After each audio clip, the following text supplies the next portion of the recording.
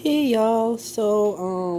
After I mentioned about the unfairness of where just the Asian families are being charged extra month per rent, today they had some guy come out, which I complained yesterday. So today they had some guy come out. He's like in his 50s, at least in his 50s. He came out and he gave everybody except for the guy across the hall a new lease thing that starts January 1st. So everybody else is now having a $50 hike in rent, which is almost 7% rent increase in from last year or whatever you want to call it, this year's lease. So after I said something and called and wanted an investigation to see why we're being treated differently, now they suddenly decide they're going to magically come out and give everybody except for the guy across the hall a new lease they have to sign for the 1st January, saying everybody has to start paying $50 more. So yeah, I mean, I'm glad now that I called attention to the ableism and racism, but I feel bad now because everybody else is going to feel the pinch in their pocket now, the pain in their wallet and purse.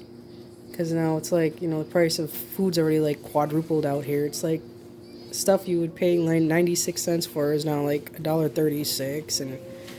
And the steaks here, the beef top round or whatever it was, I remember getting them for like $3, and now they're up to $8. So yeah, everything's just skyrocketed.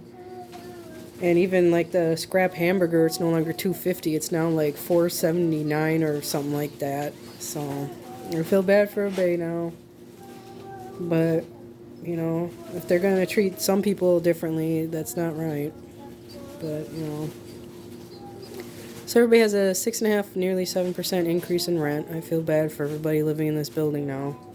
And I bet you they still won't install cameras, even though I asked them to install cameras, because I've had some run-ins with some of the tenants here. People on the very end, that lady, the blonde with the dog that looks like a mop and a loaf of bread, had a baby. She's racist. And the very tall, skinny tweaker that's about 19 years old with brown eyes, yeah, he was so high the other night in the parking lot. When I went to go get the laundry out of the laundry room, he's like, I'm lost, I'm locked out. He's like walking in circles the parking lot, and I know where he lives. He lives next to the laundry room, so I let him in the building.